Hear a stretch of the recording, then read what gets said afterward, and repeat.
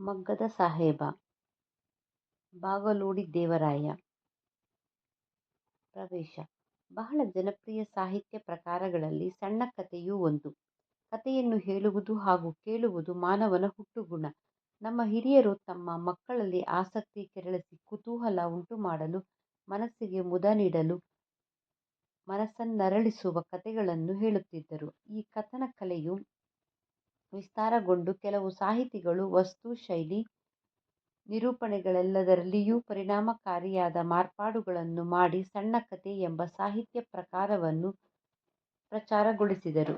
ಮತ್ತು ಸಂಕ್ಷಿಪ್ತತೆ, ವಾಸ್ತವತೆಗಳು ಇದರ ಗುಣಗಳಾಗಿವೆ. ಶಿಕ್ಷಣ, ಬದುಕಿನ ಏಳುಬೀಳುಗಳು, ಸ್ವ ಉದ್ಯೋಗ, ವಿಜ್ಞಾನ ಮೊದಲಾದವುಗಳು ಸಣ್ಣ ಕಥೆಗೆ ವಸ್ತುಗಳಾಗಿವೆ.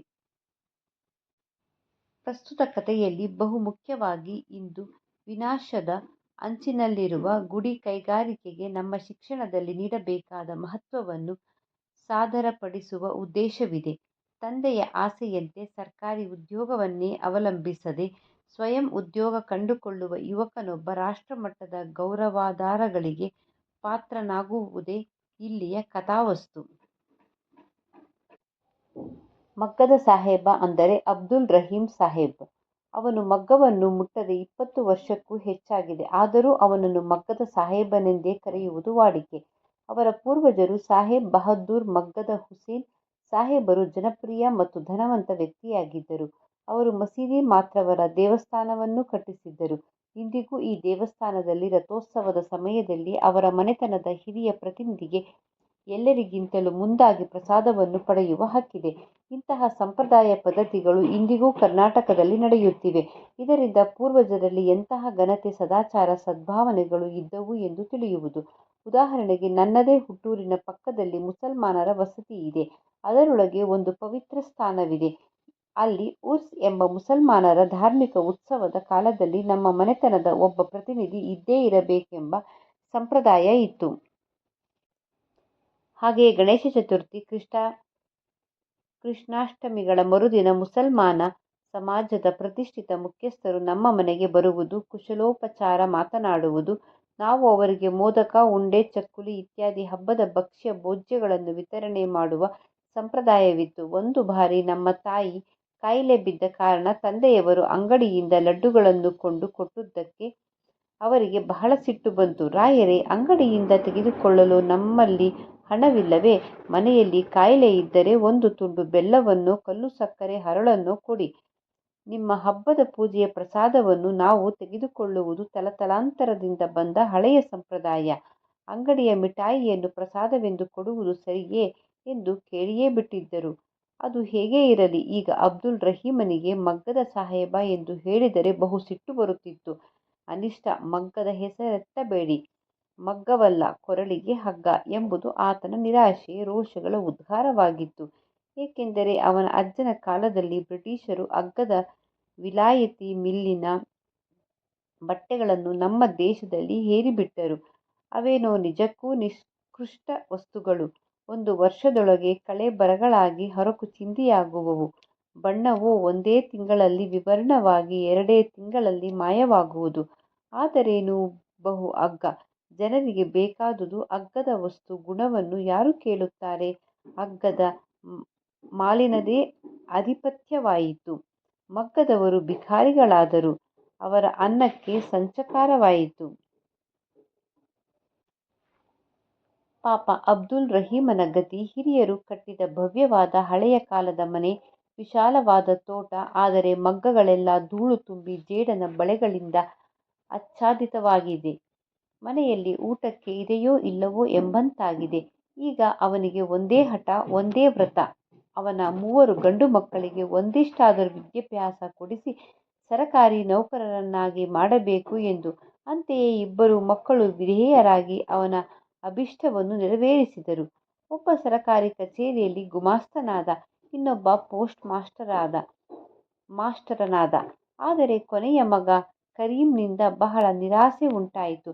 ಕರೀಂ ಆಟದಲ್ಲೂ ಪಾಠದಲ್ಲೂ ಬಹು ಚುರುಕು, ಬುದ್ಧಿವಂತ, ಹಸನ್ಮುಖಿ, ಎಲ್ಲರಿಗೂ ಬೇಕಾದವನು. ಆದರೆ ಏನೋ ಕಾರಣದಿಂದ ಅವನಿಗೆ ಅನಿಷ್ಟ. ಮಗ್ಗದಲ್ಲಿ ಬಹಳ ಅಭಿರುಚಿ. ಮನೆಯಲ್ಲಾದರೋ ಮಗ್ಗವನ್ನು ಮುಟ್ಟಲೂ ತಂದೆ ಬಿಡುತ್ತಿರಲಿಲ್ಲ. ಆದರೆ ಮಗನ ಗ್ರಹಚಾರ ಎನ್ನಿ. ಶಾಲೆಯಲ್ಲಿಯೇ ಮಗ್ಗ ಉದ್ಭವಿಸಬೇಕೇ?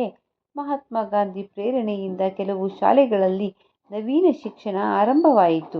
ಈ ವ್ಯವಸ್ಥೆಯಲ್ಲಿ ವಿದ್ಯಾರ್ಥಿಗಳಿಗೆ ಹಲವು ತರಹದ ಔದ್ಯೋಗಿಕ ಶಿಕ್ಷಣವನ್ನು ಕೊಡುವುದು, ಅವರಲ್ಲಿ ಹಸ್ತಕೌಶಲ್ಯವನ್ನು, ದೇಹಶ್ರಮದಲ್ಲಿ ಗೌರವ ಭಾವವನ್ನು ಉಂಟುಮಾಡುವುದು ಒಂದು ಭಾಗವಾಗಿತ್ತು. ಕೆಲವರಿಗೆ ಬಡಗಿಯ ಕೆಲಸ, ಕೆಲವರಿಗೆ ಬೆತ್ತದ ಕುರ್ಚಿ ಕೆಲಸ ಇತ್ಯಾದಿ ಸಾಮಗ್ರಿಗಳನ್ನು ಮಾಡುವ, ಕೆಲವರಿಗೆ ಕೃಷಿ, ಕೆಲವರಿಗೆ ಮಗ್ಗದ ಕೆಲಸವನ್ನು ಕಲಿಸತೊಡಗಿದ್ದರು. ಹುಡುಗ ಕರೀಂ ಮಗ್ಗದ ಕೆಲಸವನ್ನು ಮೀನು ನೀರಿನಲ್ಲಿ ಈಜುವಷ್ಟೇ ಸುಲಭವಾಗಿ ಕಲಿತು ಬಹು ನಿಪುಣನಾಗಿ ಬಿಟ್ಟ. ಅವನ ತಂದೆಗೆ ರೋಷ ಉಕ್ಕಿ ಬಂತು. ಮುಖ್ಯೋಪಾಧ್ಯಾಯ ಶಂಕರಪ್ಪ ಅವರೊಡನೆ ನಿಷ್ಠುರವಾಗಿ ಜಗಳವಾಡಿದ್ದರು. ಆದರೆ ಹುಡುಗ ಕರೀಂ ಶಾಲೆಯ ಮಗ್ಗದಲ್ಲಿ ಒಂದು ಪರಿವರ್ತನೆಯನ್ನು ತನ್ನದೇ ಬುದ್ಧಿವಂತಿಕೆ ಹಾಗೂ ಕೌಶಲದಿಂದ ಮಾಡಿಬಿಟ್ಟಿದ್ದ. ಅದನ್ನು ಶಂಕರಪ್ಪ ಅವರು ಸ್ವಾಭಾವಿಕವಾಗಿಯೇ ಪ್ರಶಂಸೆ ಮಾಡಿ ಮೇಲಧಿಕಾರಿಗಳಿಗೆ ವರದಿ ಮಾಡಿದ್ದರು. ಅದರ ಫಲಸ್ವರೂಪವಾಗಿ ಸರಕಾರದಿಂದ ಹುಡುಗ ಕರೀಂನಿಂದ ಒಂದು ಬೆಳ್ಳಿಯ ಪದಕವೂ 100 ರೂಪಾಯಿಯ ಬಹುಮಾನವೂ ಬಂದುಬಿಟ್ಟವು. ಹುಡುಗನ ಉತ್ಸಾಹ ಆಕಾಶಕ್ಕೇರಿತು. ತಂದೆ ಈ ಹಠಮಾರಿಗೆ ಮಗ್ಗದ ಹುಚ್ಚನ್ನು ಬಿಡಿಸಬೇಕೆಂದು ಶಾಲೆಯಿಂದಲೇ ಬಿಡಿಸಿಬಿಟ್ಟನು. ಹೆಡ್ ಮಾಸ್ಟರ್ ಶಂಕರಪ್ಪ ಅವರ ಎಷ್ಟೋ ಅನುನಯ ವಿನಯಗಳನ್ನು ಗಣಿಸದೆ ನಿರಾಕರಿಸಿದನು. ಒಂದು ದಿನ ಶಾಲೆಯ ವಾರ್ಷಿಕೋತ್ಸವ ಸಮಾರೋಪದಲ್ಲಿ ಹಳೆಯ ವಿದ್ಯಾರ್ಥಿಗಳ ಒಂದು ನಾಟಕವಿತ್ತು. ಅದರಲ್ಲಿ ಕರೀಮನದು ಸ್ತ್ರೀಪಾತ್ರ. ಅದಕ್ಕೆಂದು ತಾಯಿಯಿಂದ ಗೌಪ್ಯವಾಗಿ ಹಳೆ ಕಾಲದ ಚಿನ್ನದ ಸರವನ್ನು ಅಲಂಕಾರಕ್ಕೆಂದು ಎರವಲು ತೆಗೆದುಕೊಂಡ. ನಾಟಕ ಮುಗಿದ ನಂತರ ಮನೆಗೆ ಬರಲಿಲ್ಲ. ಎಲ್ಲೋ ಮಾಯವಾಗಿ ಹೋದ. ತಂದೆಗೆ ಮೈಯಲ್ಲಿ ಅಗ್ನಿ ಸಂಚಾರವಾಯಿತು. ಮಗನನ್ನು ಕ್ರೂರವಾಗಿ ಶಪಿಸಿದನು. ಹಾಳಾಗಿ ಹೋಗಲಿ ಹಠಮಾರಿ, ತಂದೆಯ ಮಾತನ್ನು ಉಲ್ಲಂಘಿಸಿದವನು ಎಂದು ಮಾತ್ರ ತಿಳಿದಿದ್ದೆ. ಈಗ ಕಳ್ಳನೆಂದು ತಿಳಿಯಿತು. ನನಗೆ ಇಬ್ಬರೇ ಗಂಡು ಮಕ್ಕಳು. ಕಳ್ಳನಾದವನು, ಮನೆ ಬಿಟ್ಟು ಓಡಿ ಹೋದವನು ಮಗನೇ ಅಲ್ಲ ಎಂದು ಆಣೆ ಹಾಕಿದನು. ಕೆಲವು ವರ್ಷಗಳ ಅನಂತರ ಕರೀಂ ಈಗ ಬೆಳೆದು ಯುವಕನಾಗಿದ್ದಾನೆ. ಮನೆಗೆ ಬಂದು ಬಾಗಿಲು ತಟ್ಟಿದ. ತಂದೆ ಬಾಗಿಲು ತೆರೆದು ಮುಖ ನೋಡಿ ಪಠಾರನೆ ಬಾಗಿಲು ಮುಚ್ಚಿದ. 1 ಗಂಟೆ ಬಾಗಿಲು ತಟ್ಟಿದರೂ, ತಾಯಿ ಅತ್ತು ಹಂಬಲಿಸಿದರೂ ಬಾಗಿಲು ತೆರೆಯಲೇ ಇಲ್ಲ. ಕೊನೆಗೆ ನಿವೃತ್ತರಾಗಿರುವ ಶಂಕರಪ್ಪ ಅವರ ಮನೆಗೆ ಹೋಗಿ ಸಂಧಾನ ಮಾಡಿಸಿರಿ ಎಂದು ನಿವೇದಿಸಿದ. ನನ್ನ ಮುಖವನ್ನೇ ನೋಡಬಾರದು ಎಂದು ಹಠವಿದ್ದರೆ ಕೊನೆಗೆ ತಾಯಿಯಾದರೂ ನನ್ನನ್ನು ಕಾಣಬಾರದೆ? ಅಮ್ಮನ ಚಿನ್ನದ ಸರವನ್ನು ತಂದಿದ್ದೇನೆ. ಅದರೊಡನೆ 10,000 ರೂಪಾಯಿಗಳನ್ನೂ ತಂದಿದ್ದೇನೆ. ಅವನ್ನಾದರೂ ತಾಯಿಯ ಕಾಲ ಮೇಲೆ ಹಾಕಿ ಹೋಗುತ್ತೇನೆ. ತಂದೆಯವರಿಗೆ ಸಮಾಧಾನ ಹೇಳಿ ನಿಮ್ಮ ಹಳೆಯ ಶಿಷ್ಯನಿಗೆ ಇದೊಂದು ಉಪಕಾರ ಮಾಡಿ ಎಂದ. ಶಂಕರಪ್ಪ ಅವರು ಮುದುಕನೊಡನೆ 1 ಗಂಟೆ ಗೋಗರೆದರು, ನಿವೇದಿಸಿದರು, ತರ್ಕಿಸಿದರು, ಚರ್ಚಿಸಿದರು. ಆದರೆ ನಿಷ್ಫಲವಾಯಿತು. ಒಂದು ಪದವನ್ನು ಕೇಳುವ ತಾಳ್ಮೆ ಮುದುಕನಿಗೆ ಇರಲಿಲ್ಲ. ಸಾಹೇಬ್ ಬಹದ್ದೂರ್ ಹುಸೇನ್ ಸಾಹೇಬರ ಕೀರ್ತಿಗೆ ಮಸಿ ಹಚ್ಚಿದ್ದಾನೆ. ಈ ಮಾತಿನಲ್ಲಿ ನೀವು ಅಡ್ಡಬಾಯಿ ಹಾಕಬೇಡಿ. ನೀವು ಕಲಿಸಿದ ಪಾಠದಿಂದಲೇ ಈ ಹಠಮಾರಿ ನಮ್ಮ ವಂಶದ ಕೀರ್ತಿಯನ್ನು ಮಣ್ಣುಪಾಲು ಮಾಡಿದ. ಹಣ ತಂದಿದ್ದಾನಂತೆ. ಕಳವಿನ ಹಣವೋ ದರೋಡೆಯ ಹಣವೋ ಎಂದು ಸಿಡುಕಿದ. ಶಂಕರಪ್ಪ ಅವರು ಮುಖ ಬಾಡಿಸಿಕೊಂಡು ಹಿಂತೆರಳಿದರು. ಕರೀಂನ ಹಣ ಕಳವಿನದೋ ಅಲ್ಲ, ದರೋಡೆಯದೂ ಅಲ್ಲ. ಸಣ್ಣ ಪ್ರಾಯದಲ್ಲೇ ಮಗ್ಗದ ಸಹಕಾರಿ ಸಂಘವೊಂದನ್ನು ಸ್ಥಾಪಿಸಿ ಅವನೀಗ ಅದರ ಅಧ್ಯಕ್ಷನಾಗಿದ್ದಾನೆ. ಸಾಕಷ್ಟು ಯಶಸ್ವಿಯೂ ಧನವಂತನೂ ಆಗಿದ್ದಾನೆ. ಅದೂ ಅಲ್ಲದೆ ಮಗ್ಗದ ಯಂತ್ರದ ಪ್ರಯೋಗದಲ್ಲಿ ಹೊಸ ಹೊಸ ಸುಧಾರಣೆಗಳನ್ನು, ಪರಿವರ್ತನೆಗಳನ್ನು ತಂದು ಹೆಸರು ಮಾಡಿದ್ದಾನೆ. ಆದರೆ ಈ ವಿಷಯದ ಲವಲೇಶವೂ ತಂದೆಗೆ ತಿಳಿಯದು. ಏಕೆಂದರೆ ಆತ ಕರೀಂನ ಕಡೆಗೆ ತನ್ನ ಹೃದಯವನ್ನು ಮನೆಯ ಬಾಗಿಲು ಮುಚ್ಚಿದಂತೆ ಸಂಪೂರ್ಣವಾಗಿ ಮುಚ್ಚಿಬಿಟ್ಟಿದ್ದಾನೆ. ಯಾರಾದರೂ ಕರೀಂನ ಹೆಸರೆತ್ತಿದರೆ ನನಗೆ 2 ಮಕ್ಕಳು, ಕಳ್ಳರ ಪರಿಚಯ ನನಗಿಲ್ಲ ಎಂದೇ ಅವರ ನಿಷ್ಠುರದ ಉತ್ತರ. ಕೆಲವು ವರ್ಷಗಳ ಅನಂತರ ಅಬ್ದುಲ್ ರಹೀಂ ಹಾಸಿಗೆಯಲ್ಲಿ ಒರಗಿದ್ದಾನೆ. ಅನಾರೋಗ್ಯದಿಂದ ನರಳುತ್ತಾ ಇದ್ದಾನೆ. ಎಲುಬಿನ ಹಂದರವಾಗಿದ್ದಾನೆ. ಕಣ್ಣು ಸರಿಯಾಗಿ ಕಾಣಿಸುತ್ತಿಲ್ಲ. ಕಿವಿಯೂ ಸರಿಯಾಗಿ ಕೇಳುತ್ತಿಲ್ಲ. ಶಂಕರಪ್ಪ ಅವರು ಬಾಗಿಲು ತಟ್ಟಿದರು. ಒಳಗೆ ಬಂದರು. ಕೈಯಲ್ಲಿ ಒಂದು ವಾರ್ತಾಪತ್ರಿಕೆ. ರಹೀಂ ಸಾಹೇಬರೇ, ಈ ಪತ್ರಿಕೆ ನೋಡಿದಿರಾ? ಈ ಭಾವಚಿತ್ರ ನೋಡಿ. ಮುದುಕ ಕಣ್ಣಿನ ಹತ್ತಿರ ತಂದ. ಆದರೆ ಪಾಪ ಕಣ್ಣು ಮಂಜಾಗಿವೆ, ಏನೂ ತೋರದು. ಅವರ ಹೆಂಡತಿ ಬಂದು ವಾರ್ತಾಪತ್ರಿಕೆ ತೆಗೆದುಕೊಂಡು ಹೋದಳು. ಕರೀಂ, ನಮ್ಮ ಕರೀಂ, ನಮ್ಮ ಕರೀಂ ಎಂದು ಗಟ್ಟಿಯಾಗಿ ಉದ್ಗರಿಸಿದಳು. ಏನು, ಜೈಲಿಗೆ ಹೋದನೇ, ಪಾಶಿಯಾಯಿತೇ, ಇನ್ನು ಮನೆತನದ ಮೇಲೆ ಏನು ಅಪಕೀರ್ತಿ ಹೇರಿದ್ದಾನೆ ಎಂದು ಮುದುಕ ಕೆಮ್ಮುತ್ತಾ ಕೆಮ್ಮುತ್ತಾ ಗರ್ಜಿಸಿದ.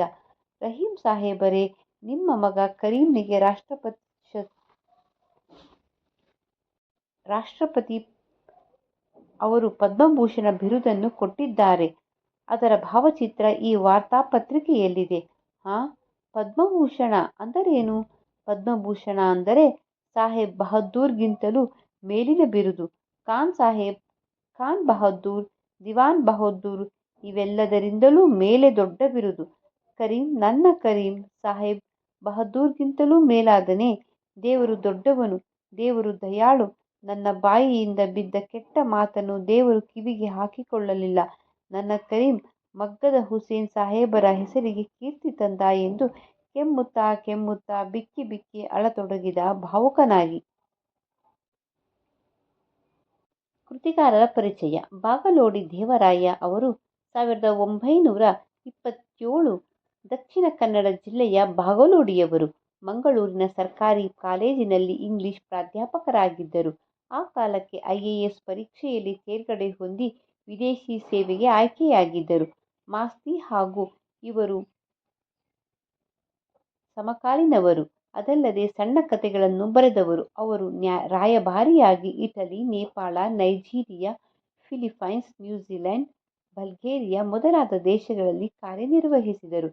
ಅವರ ಕಥಾ ಸಂಗ್ರಹಗಳೆಂದರೆ ಹುಚ್ಚು, ಮುನಸೀಫಾ ಮತ್ತು ಇತರ ಕಥೆಗಳು, ಆರಾಧನಾ, ರುದ್ರಪ್ಪನ ರೌದ್ರ ಮತ್ತು ಇತರ ಕಥೆಗಳು. ಬಾಗಲೋಡಿ ದೇವರಾಯ ಅವರು ಒಟ್ಟು 26 ಕಥೆಗಳನ್ನು ಬರೆದಿದ್ದಾರೆ.